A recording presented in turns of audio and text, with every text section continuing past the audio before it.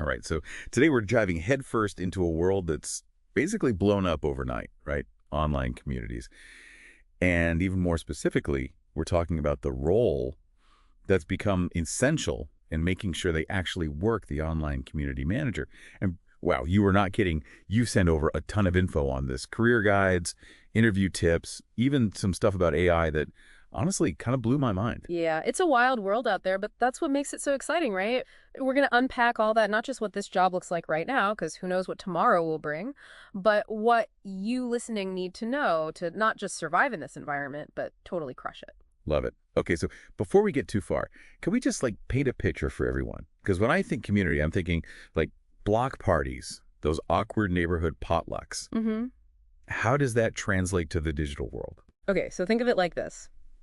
Every single place online where people are getting together, sharing stuff, just interacting, that's a community. It could be your favorite brand's Facebook page, that subreddit you can't get enough of, even just the comment section on like a viral cat video. All of those needs someone behind the scenes, right? To cultivate that feeling that you belong, spark some conversations, and let's be real, sometimes keep things from totally going off the rails. That, my friend, is where the online community manager comes in. So they're like the cool camp counselor of the internet, always there, making sure the vibes are good, but probably with a lot more rules about what you can and can't post. That's a pretty good way to put it. But here's the thing. Unlike that camp counselor who gets to clock out when summer's over, this is a 247 kind of gig. New platforms are popping up faster than you can hit like. Algorithms change more often than I change my phone's wallpaper.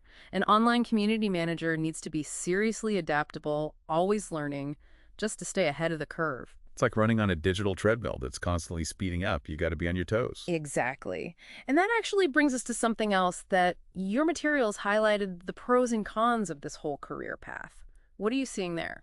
Well, first of all, the flexibility is a huge plus, right? Work from home in your pajamas, anyone. And let's be real, who wouldn't want to spend their days crafting witty tweets and chatting with passionate people about stuff they love?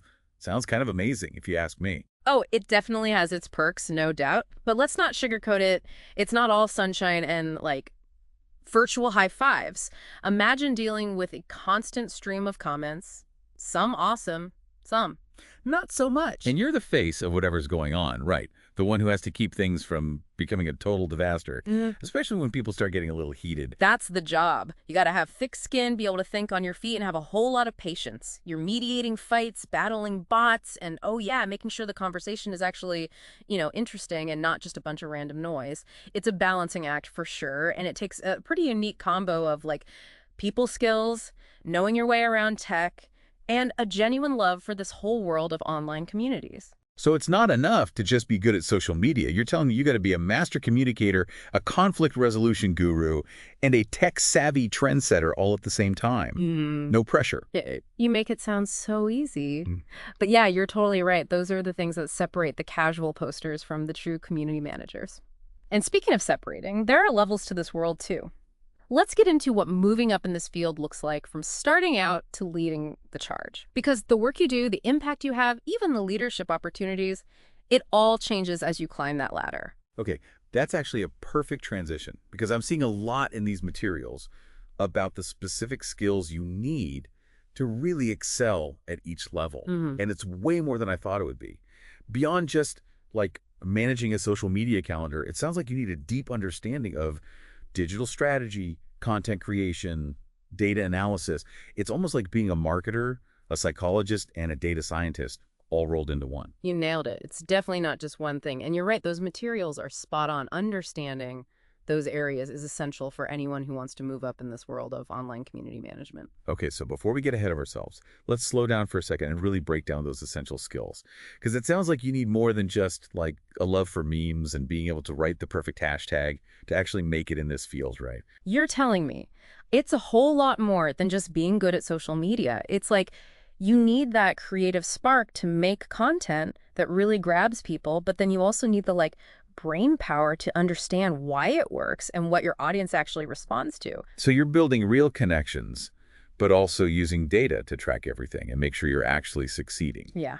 And don't forget about the tech side of things. New tools and platforms are popping up every day, so you got to be a lifelong learner, always ready to adapt to whatever's next. Speaking of what's next, I feel like there's a big AI-shaped elephant in the room that we haven't really talked about yet. From what I'm seeing in these materials, it's going to completely change not just how community managers do their jobs, but how they even get those jobs in the first place. It's true. AI is totally changing the game, and fast.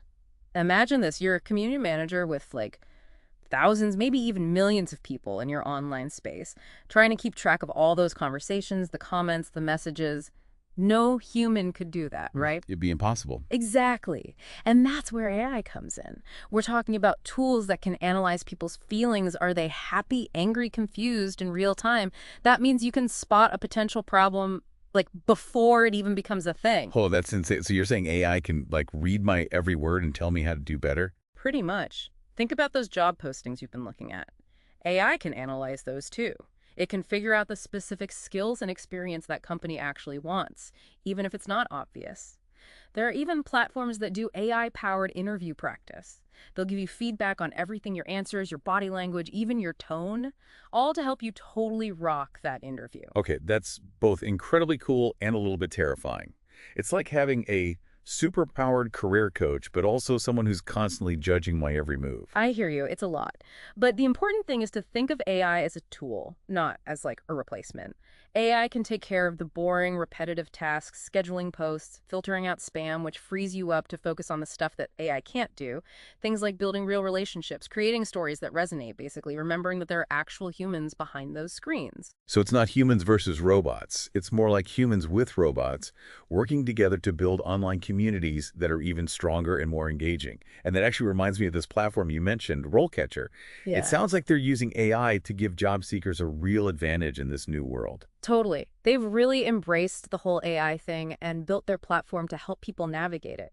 Think AI-powered resume builders that make your experience match perfectly with each job description, interview practice tools that analyze everything you do and say, even giant databases of interview questions and career guides. They're really trying to give everyone a fair shot. It's like something out of a sci-fi movie, but actually useful in the real world. We've covered a ton of ground. The ever-changing role of the online community manager, the skills you need, the whole AI thing. Before we move on, is there anything else we should be thinking about when it comes to making it in this digital world? You know, there's one more thing that's super important but often overlooked: personal branding. In the online world, you are the brand.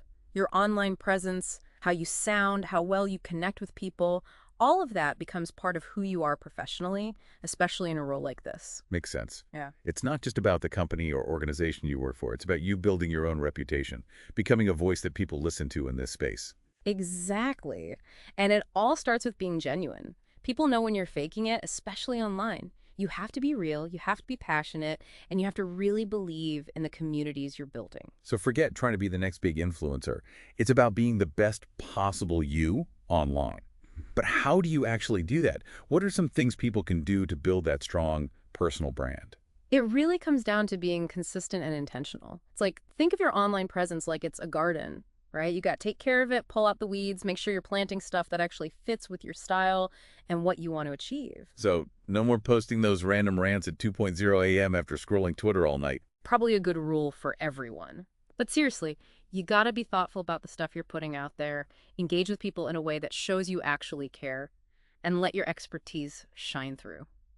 So it's a lot of work, but it's also kind of cool when you think about it. You're not just building a career, you're building a whole community around the things you're good at and the things you love. Exactly. And that's only going to get more important as the line between our online and offline lives keeps getting blurrier. This has been such an eye-opening deep dive. We've talked about so much what it really means to be an online community manager, the must-have skills, the whole AI thing, and building your own brand. Before we wrap up, I always like to leave our listeners with something to think about, something to spark some more exploration. What do you have for us today? Well, we talked a lot about AI changing how people find jobs, right? But let's flip that for a second. How do you think AI is going to change the communities themselves? Oh, wow. I haven't even thought about that. Right. Will we start seeing these platforms that use AI to create a totally unique experience for each member? Will community managers need to become like AI ethics experts to make sure this technology isn't being used in a bad way? Whoa. Those are some seriously big questions. Yeah. It's kind of mind-blowing to think that someday we might be talking to AI bots in our favorite online spaces, or that everything we see online is shaped by algorithms we don't even get. It's exciting and kind of scary at the same time, right? But that's the world we're living in now. And that's exactly why the online community manager is more important than ever, you know? They're the bridge between us and the tech, making sure that online spaces stay places where people can connect, be creative, and just be human. I love that. And to everyone listening, if you're passionate about building connections, navigating this crazy digital world, and shaping the future of online communities, well, it sounds like you found your calling. Thanks for joining us on this deep dive, and until next time, keep those conversations flowing.